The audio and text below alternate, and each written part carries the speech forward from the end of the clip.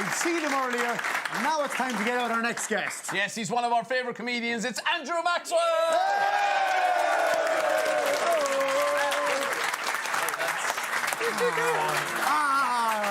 Get it in. Andrew, how are you? Well, wonderful. Wonderful to be with you here in this wonderful, salubrious location. It's a nice pub, isn't it? Isn't it?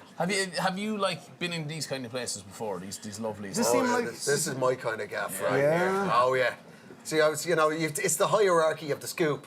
Right? You know what I what? mean? You try and explain to people where the best pint of Guinness will be in Ireland. Obviously, the worst, car ferry. Oh, bottom of the list. Scoop on a car ferry, terrible. Really? Hotel bar, dreadful. No soul. No soul. Venue, nah. But this is the real deal, you know. Obviously not plastic glass. That's an abomination. Yeah.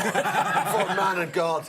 But you know, an old school boozer. If it has a spider plant in the window, Right. horse racing on, afternoon, volume down. Nice.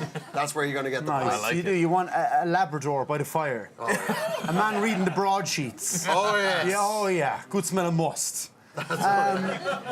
Comedy, you're absolutely kicking ass. You've been doing it for ages. But when you first started, were you working at anything else before comedy? The only job I've ever Yeah. done was when I was 17 and 18. I used to be the radio man in the back of cash and transit bank vans. What?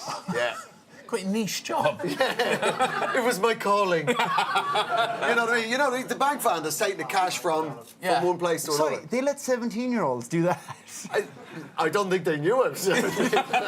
But it was, you know, you've got the driver, Yeah. you've got the jump out man in the helmet with the... The jump out man? Yeah, with the actual With money. the cash, yeah. Yeah. And I was the guy, when it goes through, I was the guy that would have to de-detonate the paint bomb. My God. Right? And you're like, you know, it's a tiny little flimsy key, and the thing is going beep, beep, beep, beep, beep. And you're like, if I don't get this right, I'm going to be purple for a year. Like, it just goes... Has that job like ever come in handy anywhere else in life? No, other than appreciating everything else in life. Throw me on. You did a gig in a prison, is that right? Yeah, I did a gig in the Joy. How was that? Challenging. I don't really know this about people serving life for murder. Mean hecklers. Quite mean. Oh, what's a prison heckle? Oh, this is the best. So just before I went on, right, I brought my dad in with me. And it was on A Wing in Mountjoy Prison. Why did you bring your dad? Collateral. Protection. Actually, they were really touched. They're like, "You brought your dad." Oh, that's very good of you, you know what I mean? Bringing her out, like. So I'm in there just before I went on, right? The daddy had a wing in front of everybody. He's 180 in A Wing, right? Before I went on, the daddy came up to me and stood belly to belly with me. And just looked me up and down and just went, "Yeah. You're a lovely size for a hostage." Do you know what I did in that moment? I curtsied. Why, thank you. Thank you, my lord. thank you. Did you give them any tips on how to turn over an old cash fan or that? But sort of afterwards, that being my only job, the lads who put the chairs were allowed to stay out of their cell for a little bit extra time because they're only out 1 hour a day. Yeah, right? right. So it was a big luxury. They were having a cup of tea and a biscuit, and they wanted to keep the conversation going. Yeah. And my dad went, "He used to work in a cash and transit van." Right? And, you know, for all these armed robbers, they're like, fascinating. One of them went, Jenny, when he went to me, right, he went, "Here, let me ask you a question. You know when you put the gun to them, right?